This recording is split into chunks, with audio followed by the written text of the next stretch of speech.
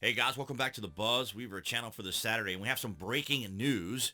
I've been anticipating a little more information, but things are obviously, as they like to say, fluid at the moment. So from the Jerusalem Post, Iran launches dozens of drones towards Israel. The drones are expected to take several hours to reach Israel. So that's kind of the latest information that we have so far.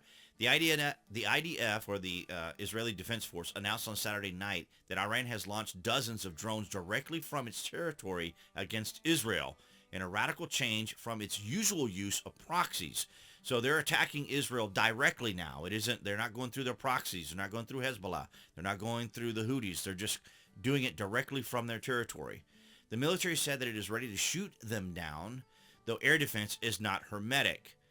The IDF's shoot-down capabilities include aircraft, Iron Dome, David Sling, and the Arrow missile system. So they have a pretty robust system there in Israel, because obviously, as we saw back on October the 7th, that they were able to intercept a lot of the missiles that were coming into Israel. So, but it's still, they have to be on alert. Obviously, they have to be ready. In addition, the military can use GPS scrambling to disable certain kinds of attacking drones. The drone attacks could take hours or more to arrive in Israel while traveling across such potential countries as Iraq, Syria, Jordan, Lebanon, and other areas. Excuse me, guys. There are concerns that Tehran or its proxies may also fire long-range ballistic missiles and other rockets at Israel in some kind of overlapping wave with the drone attack. So we're anticipating all this happening right now, but this is the current information that we have. The Islamic Republic's attack comes after it accused Israel of killing top Islamic Revolutionary Guard Corps commander Muhammad Reza Zehidi on April the 1st, who had directed its proxy attacks on Israel in Lebanon and Syria, including being a top coordinator with Hezbollah. So obviously Iran is going to retaliate because one of their top people was killed in an exchange with Israel.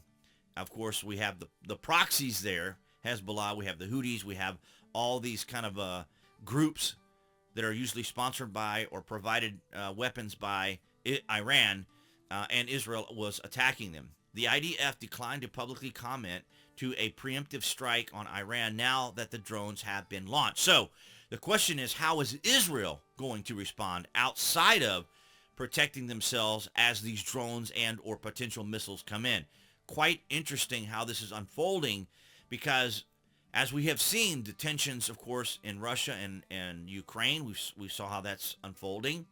Also the tensions as we see here happening in the Middle East, and everyone's wondering what's going to happen. Is China going to make some sort of move towards Taiwan?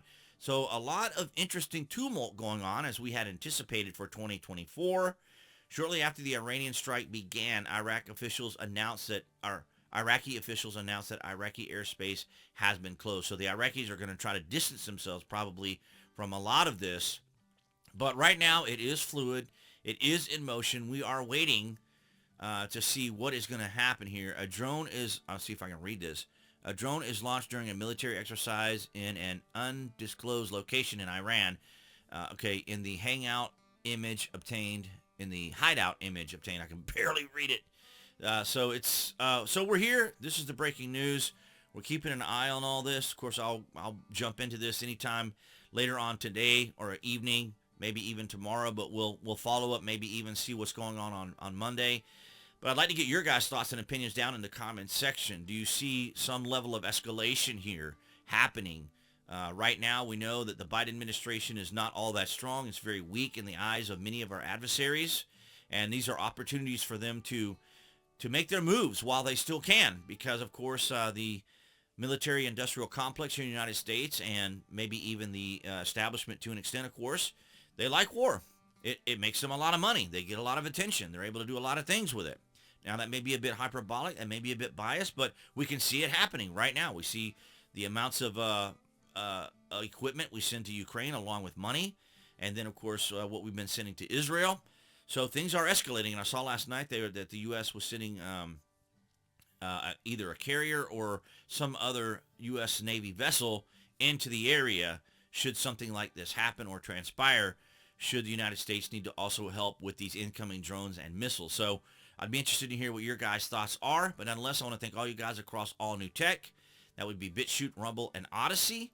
as well as all you guys here on YouTube. Thank you guys for all your continued support. The likes and the shares and the comments do help the channel. It is appreciated.